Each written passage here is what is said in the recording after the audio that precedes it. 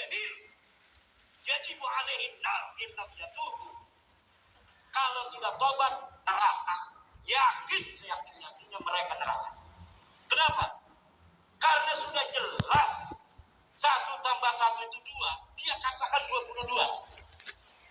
Pokoknya 1 tambah 1 22. 1 tambah 1 itu 2, 2-nya 1. Tidak bisa. Saya husnudzon bahwa 1 ini sebenarnya 11. 1 lalu yang satunya sebenarnya 11. Jadi 11 tambah 11 itu 22. Nggak bisa, ini sudah nyangka 1. Ininya tambah 1. 1 tambah 1, 2. Nggak bisa. Kita husnudzon. 1 ini sebenarnya ada di sampingnya angka 1 lagi. Jadi 1 itu 11. Tambah 11 sama dengan 22. Ini orang yang model begini sama dengan orang yang hari ini menerima Balawi sebagai cucu Nabi. Diskusi kedaikan, diminta dalilnya tapi mereka menganggap orang-orang yang membatalkan nasab Balawi bukan keturunan Nabi, bukan keturunan Nabi, bil yaqin itu sebagai orang-orang pemecah belah umat. Yang mecah belah umat Rasulullah itu ente. Yang bakalnya nanti di hari kiamat orang akan menjadi bingung, orang akan menjadi tidak bisa membedakan mana Imam Mahdi asli dan mana Imam Mahdi palsu. Jangan-jangan mereka tidak percaya adanya Imam Mahdi. Dikatakan di dalam ajaran Ahlussunnah wal Jamaah bahwa nanti di hari kiamat Imam Mahdi itu akan keluar dari mana? Dari keturunannya Rasulullah Muhammad SAW. Lah kalau sekarang ini keturunan palsunya kita biarkan, bisa jadi keturunan palsu ini yang akan mengaku sebagai Imam Mahdi. Apa? Kiamat nanti. Dan ini berbahaya buat persatuan umat Islam jikalau umat Islam sedang menghadapi Dajjal, menghadapi pasukan Ya'juj Ma'juj di masa depan. Ini luar biasa. Konsekuensinya berat. Husnudon kepada sesuatu yang jelas sudah nyata. La ibrata bil dhannil bayyini khata'u. Tidak bisa dihitung don yang sudah nyata salahnya. Balawi bukan cucu Nabi ini sudah nyata salahnya. Sudah jelas terputus. Kitabnya tidak ada. Nasabnya bukan orang Arab. Kenapa masih menerima Balawi sebagai cucu Nabi? Kecuali mereka memang ingin menyakiti baginda Nabi besar Muhammad sallallahu alaihi wasallam. Kalau tidak, tolak sebelum mati. Sebelum mati masih saja membela-bela. Yukhafu alaihi su'ul khatimah. Yukhafu alaihi su'ul khatimah illam yatub. Liman qabila anna ba'lawi bin dirati Rasulillah. Yukhafu alaihi su'ul khatimah illam yatub. Tub halal. Tub halal. Tub halal. InsyaAllah yukfarlah. Kalau tidak tobat bahaya. Kecuali belum ada dalil. Dulu orang-orang tua kita insya Allah masuk surga itu. Dulu sebelum tahun 2022 orang yang mengakui Balawi sebagai cucu Nabi mati mengakui Balawi cucu Nabi insya Allah diampuni.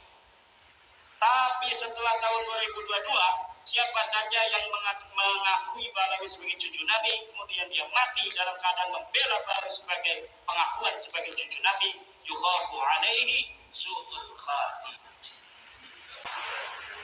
Bahaya untuk ini. Kenapa? Karena memang sudah tidak ada celah sedikit pun bisa dikatakan Balawi sebagai cucu Nabi. Bahaya.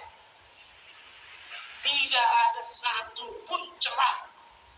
Dulu yang pertama kali saya masih bisa mengatakan ini adalah penelitian bisa salah. Tetapi dialektika selama 2 tahun ini mengerucut pada suatu kesimpulan bahwa memang mereka ini betul-betul memfabrikasi dan menciptakan nasab itu di abad 9 sebelumnya sama sekali tidak ada.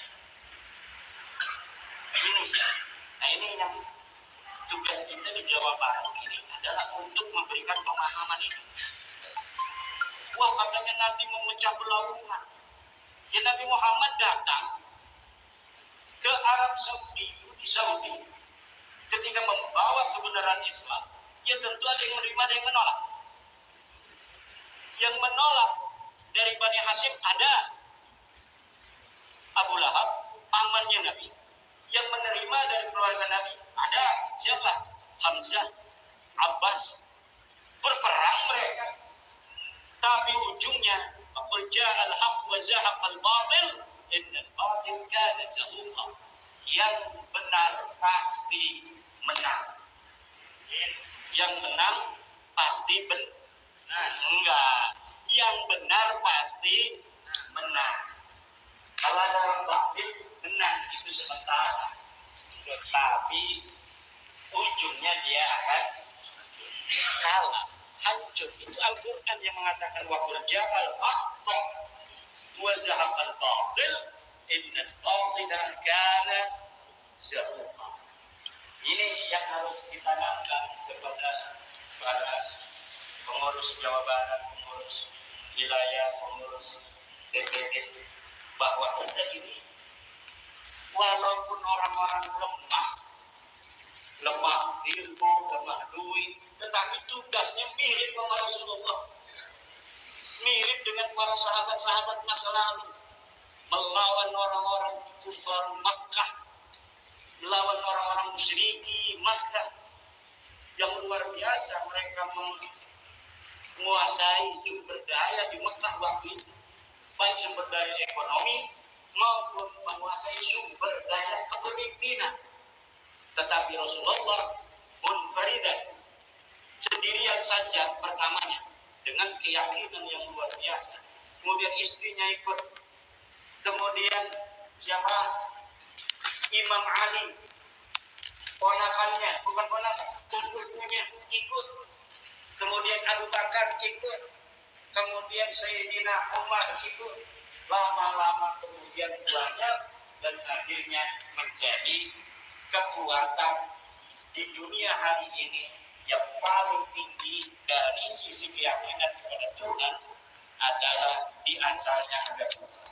Walaupun belum mayoritas di dunia ini, para dulur-dulur sekalian, Islam itu bukan mayoritas. Yang sekarang mayoritas adalah Kristen. Islam nomor 2. Nomor 2 itu Islam.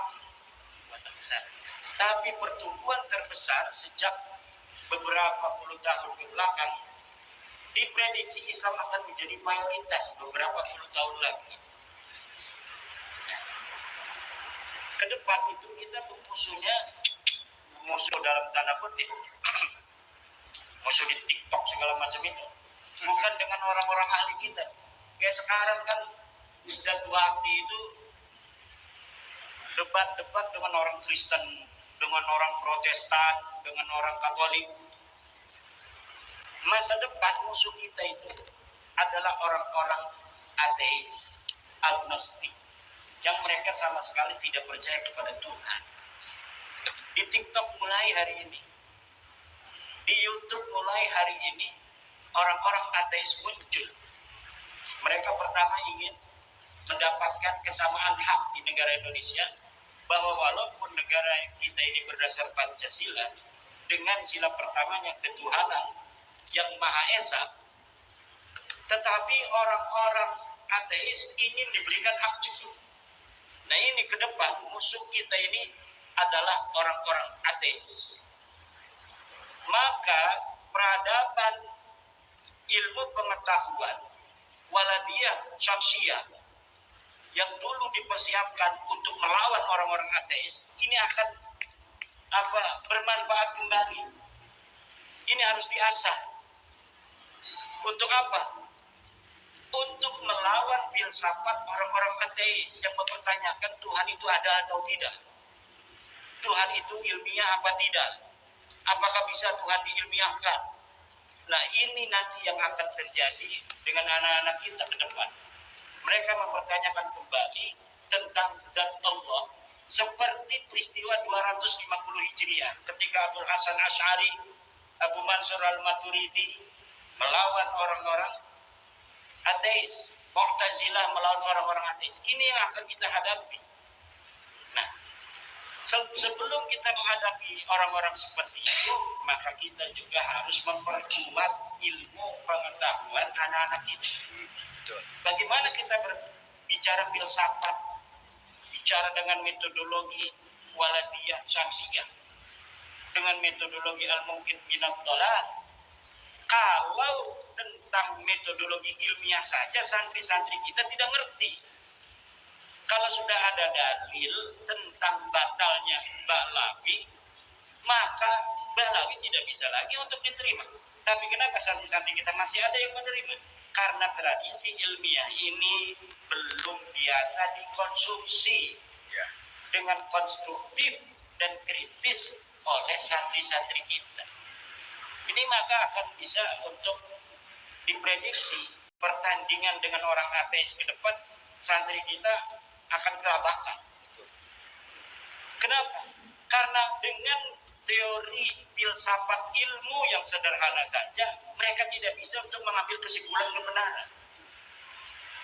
Kalau sebuah tesis, bumi itu datar, kemudian diketemukan tesis berikutnya yang mengatakan bumi itu bulat, maka dengan berbagai macam dalil-dalil yang kuat, tesis bahwa bumi itu datar itu hancur lebur dan tidak bisa diterima kembali.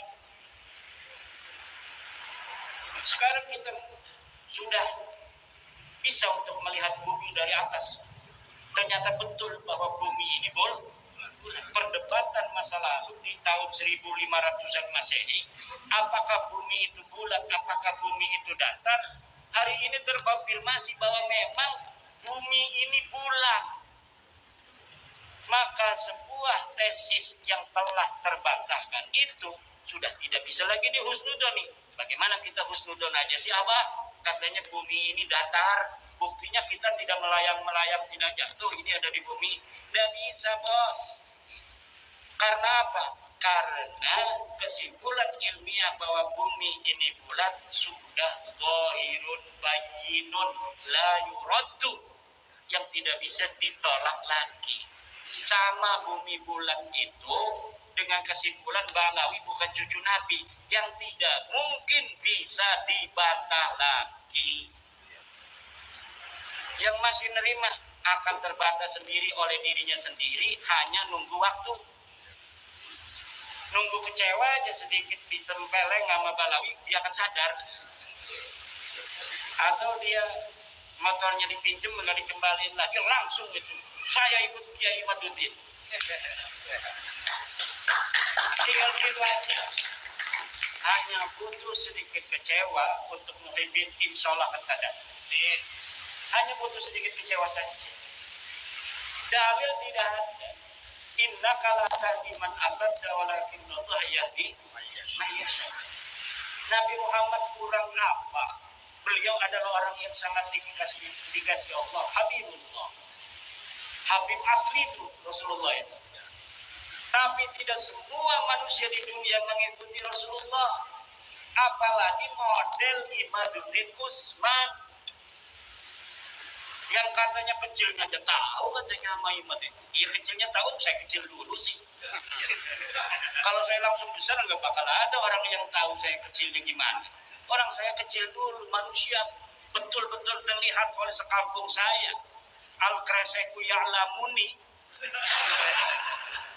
al-kreseku ya'rifuni, watangrangu ya'lafuni. Gak bisa saya itu menutupi diri saya dari orang Kresek, dari orang Tangerang. Karena seluruh orang Kresek Tangerang tahu saya. Nah, ini masalahnya. Ini kita harus banyak tantangan ini apa saja.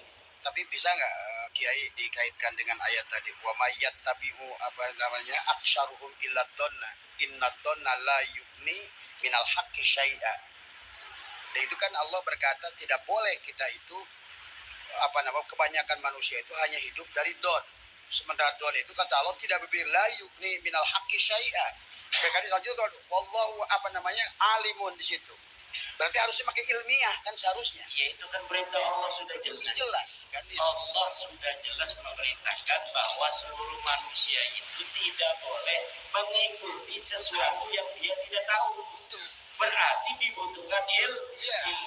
Innallaha alim. Di dalam Quran tadi yang disebutkan apa itu yang tabi'una illa dhanna wa idhum illa yahrusun. Mereka hanya ngira-ngira saja itu. Sedangkan kebenaran itu bukanlah ngira-ngira. Dia butuh bukti dan butuh dalil.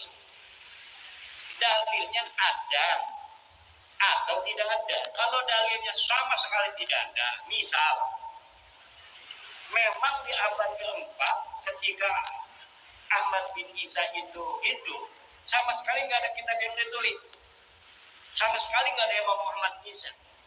Abad kelima nggak ada yang ngomong Ahmad bin Isa punya anak berapa. Abad ke-6, abad ke-7, 8 tidak ada. Baru tuh. Itu masih 50-50 tuh kalau ada orang ngaku-ngaku di abad ke-9. Tapi ini mah di abad 3-nya ditulis Ahmad bin Isa itu. Anaknya ditulis, di abad ke-4 anaknya ditulis, Ahmad bin Isa-nya ditulis, abad ke-5 Ahmad bin Isa ditulis, anaknya ditulis. Abad ke-6, ke-7, ke-8 semuanya ditulis.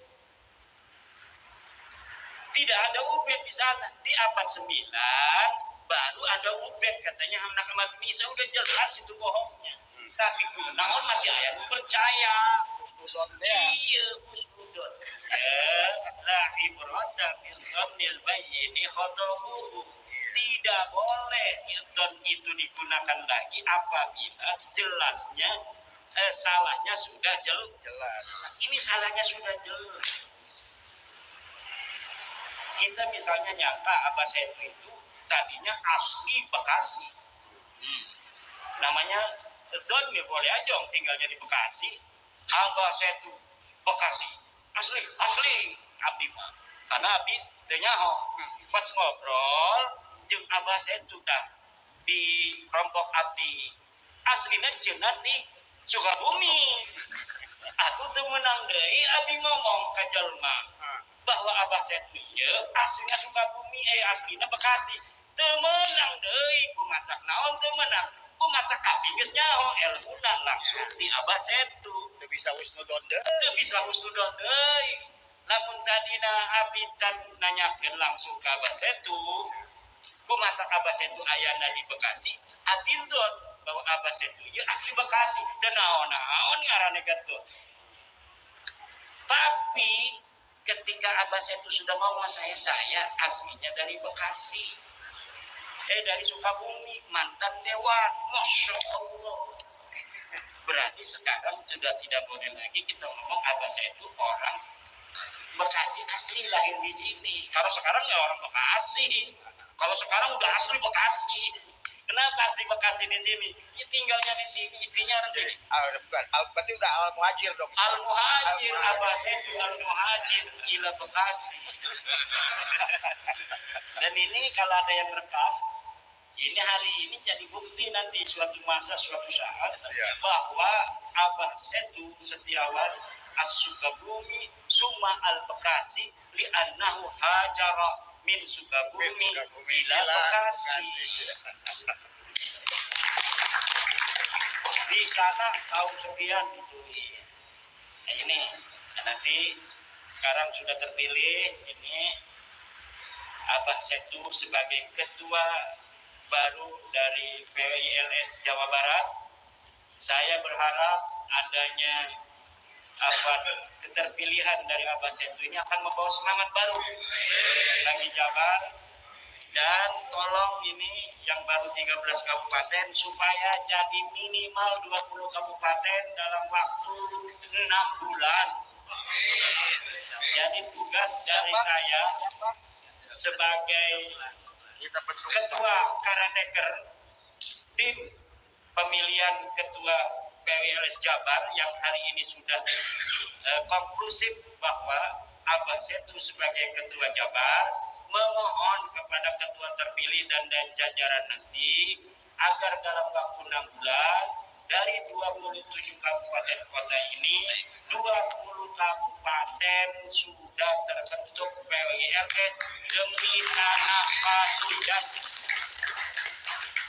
Karena ini lagi banyak tantangan iya di Pasundan, Bekasi, lautna ayanu ngajual cina mager ayanu mager di Tangerang ayah eta di Bekasi ayah di Tangerang 360 bidang laut disertifikat di Bekasi 220 hektar laut disertifikat.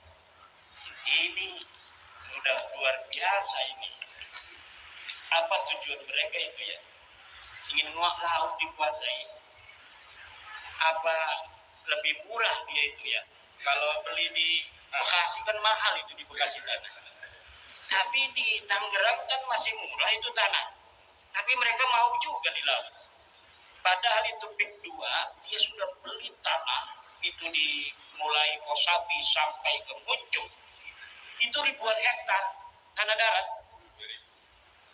Tanah darat ribuan hektar, ada PSN nih 1.700 hektar mau diambil juga, kan lumayan dia tidak menyiapkan sarana sosial, sarana umum. Nanti sarana umumnya dari tanah PSN ini.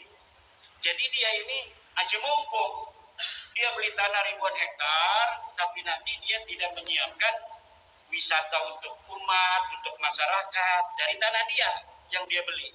Tapi dia fasilitas sosialnya, pasum dan pasosnya itu nanti dari PSN itu tanah rakyat, tanah asli dari masyarakat Tangerang itu. Nah ini pinter, makanya jadi pengusaha itu kudu pinter. Cuma sayang, ini dia sudah beli ribuan hektar di sawah itu di darat, PSN di tengah itu dikuasai, laut juga mau dikuasai. Dan ini yang hari ini kemudian memicu gejolak di Tangerang. Nah, kalau menteri-menteri yang sekarang sih mungkin dia tidak ikut, tapi menteri dulu nggak kebentuk begitu. Luar biasa. Bupati yang zaman dulu ikut-ikutan, geter-geter ini Bupati Bekasi Bupati Tangerang. Sekda segala macam. Nah ini tantangannya banyak Jawa Barat. Ya, menteri-menteri ya secara bil jumlah sih banyak yang bagus, tapi banyak juga yang masalah. Dari anak buah Pak Prabowo ini, Pak Prabowo-nya kan luar biasa. Semangatnya anti penjajahan, kita harus menunjukkan jati diri bangsa. Tapi beberapa menterinya ada yang bermasalah. Menteri utusan khusus kemarin datangin Rizik Sihab ngapain gitu, pemuda minta nasihat tentang kepemudaan kepada Rizik Sihab. Yang mau dinasehatin dari Rizik apa supaya pemuda kita teriak-teriak. Ini Raffi Ahmad ini perlu tinjau ulang. Kalau bisa ya diberhentiin aja. Diberhentiin Raffi Ahmad dari utusan khusus presiden. Kenapa? Karena kurang cerdas. Jadi kan ilmu pengetahuan itu penting juga untuk pejabat-pejabat agar presiden kita ini mampu untuk menyelesaikan tugas-tugasnya. Nah kalau utusan khususnya menteri pembantu ini kurang cerdas, langkah-langkahnya ini kurang cerdas, ya nanti akan menghambat presiden. Ada yang menghina tukang es, ada yang menghina tukang ST, masalah buat presiden. Ada lagi yang gas LPG, sekarang tiba-tiba nggak ada di masyarakat, di pasaran. Kebijakannya mungkin bagus tujuannya, tapi kurang cerdasnya ini kemudian membuat gejolak di masyarakat. Ini yang harus ditinjau ulang kembali nih pembantu-pembantu model begini. Menteri Agama juga nggak bisa nurunin haji. Ongkos naik haji sebelum Pak Yakut itu 35 juta tahun 2020. Masyarakat bayarnya hanya 35 juta. Dolarnya itu 15.000. Ketika Pak Yakut naik jadi 55 juta, 35 juta ya, tahun 2020, waktu sebelum Pak Yakut jadi menteri. Ketika Pak Yakut, peninggalan Pak Yakut 55 juta, naik drastis, padahal dolarnya sama. Dulu 15.000, sekarang dolarnya 16.000. Nah sekarang menteri kita agama yang baru juga tidak bisa untuk mengoreksi kebijakan-kebijakan menteri agama yang lalu. Harusnya kalau tahun 2020 bisa 35 juta itu masyarakat membayar haji, harusnya tahun sekarang bisa dikoreksi kebijakan menteri yang dulu karena alasan COVID. Kalau kemarin itu naik, sekarang sudah tidak ada COVID. Kalau misalnya saya jadi presiden, saya akan perintahkan menteri agama. Dulu waktu sebelum COVID bayarnya masyarakat 35 juta itu pergi haji. Sekarang Anda jadi menteri agama harus jadikan ongkos naik haji 35 juta kembali, kalau tidak ente mundur. Karena menteri agama itu standar bahwa dia mampu untuk menjadi menteri agama atau tidak, itu yang paling terlihat adalah dari ongkos naik haji.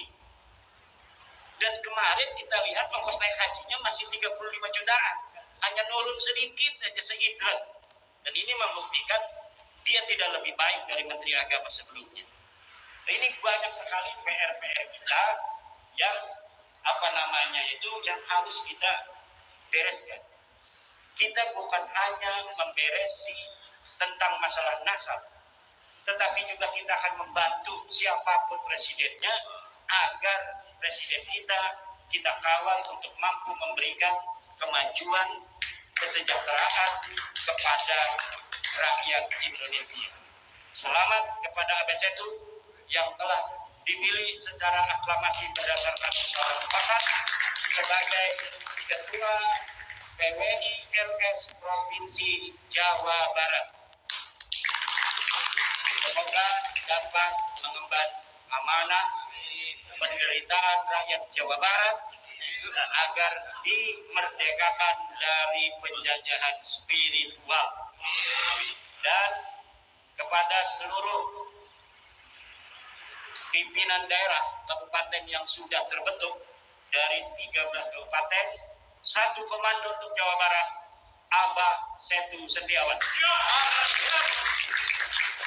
Insya Allah barokah, manfaat dunia akhirat untuk kita dan anak cucu kita ke depan.